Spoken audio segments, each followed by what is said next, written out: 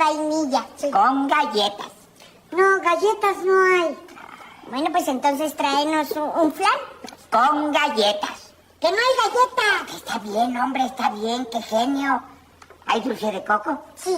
¿Con galletas? ¡Que no hay galletas! Está bien, hombre, no hay necesidad de que grite. Entonces tráenos las puras galletas. Mira, trae todo lo anterior. Y después ya miraremos qué es lo que vamos a pedir de postre.